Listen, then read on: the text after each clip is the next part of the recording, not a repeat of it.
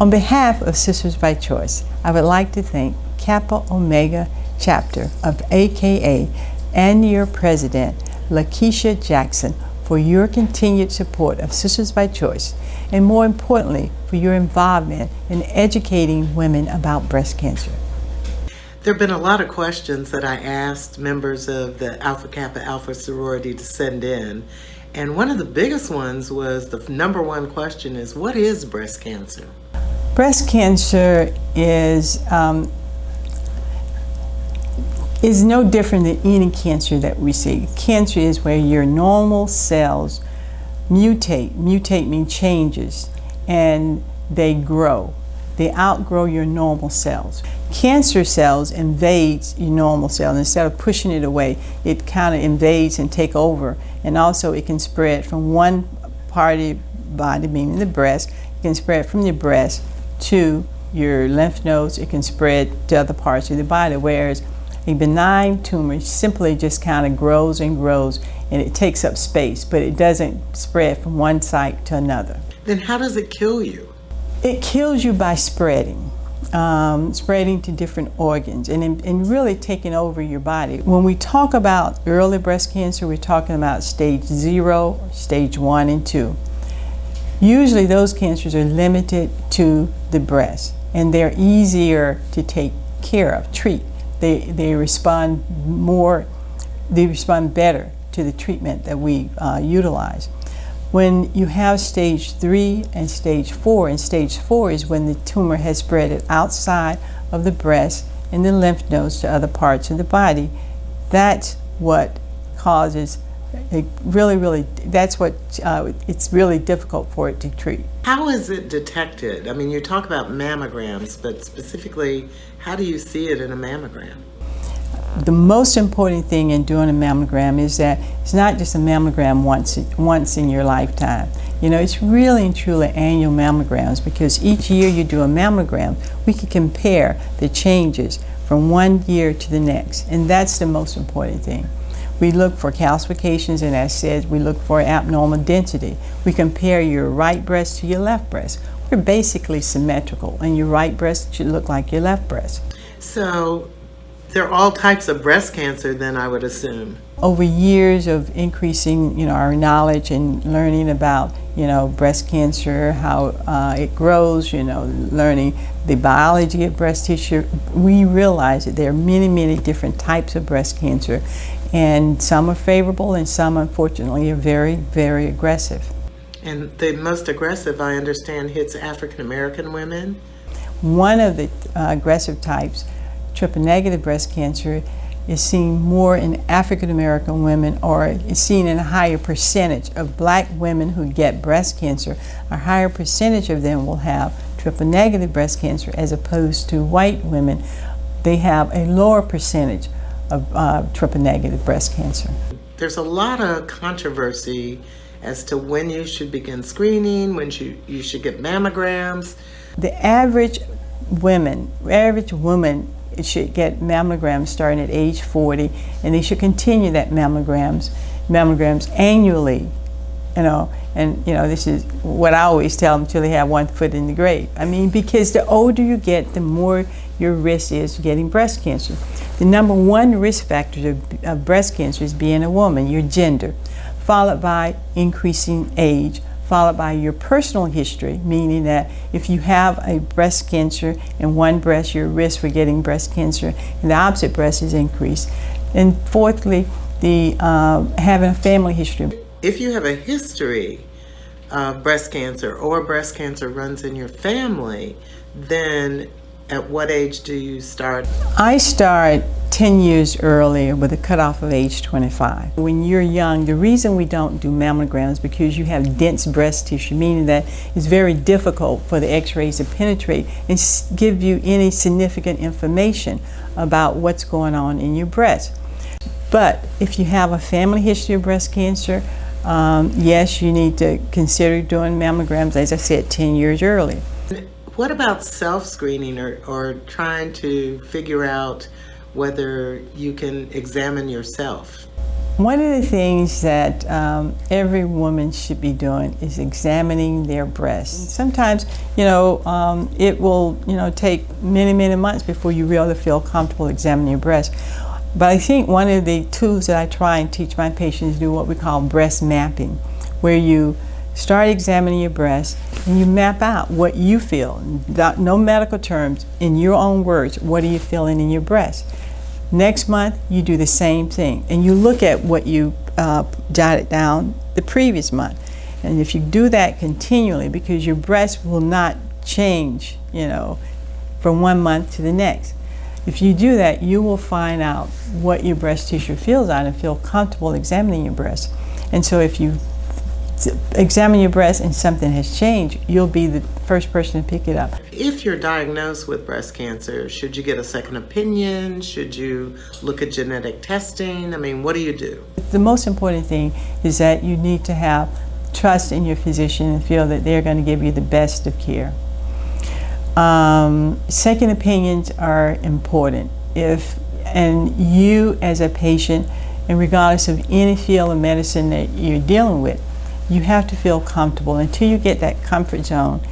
Get into that comfort zone. I mean, I tell my patient to do what you need to do in order to move forward.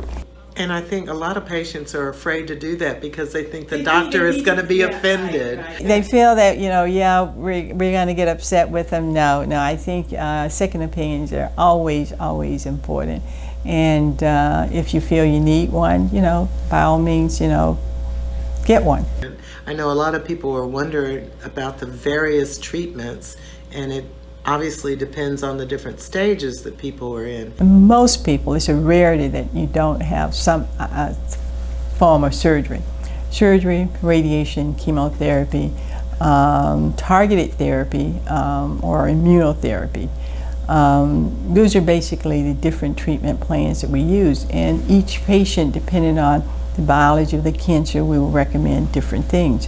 You really have to look at everything. When we initially approach a patient with breast cancer, our goal is to cure them. So we have so many tools that we can use to make sure that the patient get the best possible care. When is a biopsy needed? You look at a mammogram. The mammogram will be given a code. That code is, we call it BIRAD. It means that and then we put a number on it. So it will go from 0 to 6. So when you have a 4, 5, or 6, those will be definitely recommended to do a biopsy, all right? What else is recommended to do a biopsy? You do a biopsy, if I have a youngster, meaning someone between 25 and 35, all right? And they have a lump in their breast, and I think that it is benign, and I'm going to remove the lump. I don't want surprises when I get to the operating room, so I may do a biopsy. If the biopsy returns as positive, then what? My patients, number one, after being diagnosed with breast cancer, you get an MRI, okay? The MRI not only looks at the breast that was biopsied, but it looks at the opposite breast. And so it gives you, make sure that nothing is in the opposite breast that we need to be addressing at that time. So you do your biopsy, you do your MRI. So going forward, additional tests that you get depends on the stage of the cancer. If you have an early cancer, that's all you need at that point. We look at the tumor markers or the biology of your cancer, and today breast cancer is what we call a multidisciplinary approach. You see your oncologist, you see your radiation therapist, and your surgeon. And if you're going to do plastic surgery, you see your plastic surgeon. And everybody, have their input how you should be treated. All right. So that's your team, and they decide on your treatment plan. And once the treatment plan is decided upon, it is, a conference with you to say, this is what we feel is going to give you the best chance for a cure, and ABC, this is what needs to happen. And at that point, we listen to you. What are the range of side effects that could happen? Each one of us, we react differently toward medication, and you just have to kind of see, but I think for the most part, if you're going to have chemotherapy, 100% you're going to lose your hair. You know, there's 100%, 200% you're going to lose your hair. You have some degree of nausea and vomiting. We give you medicine to kind of deal with that side effect. The dehydration, you have to make sure you're drinking plenty of liquids. And sometimes people get constipated, sometimes they get diarrhea. So it really and truly depends on how your system reacts. But it also depends on where your baseline, where you start with this disease. If you are in general in good health, you do as well as the next person. There's a whole host of different things that we try and supplement our patients with when they're going through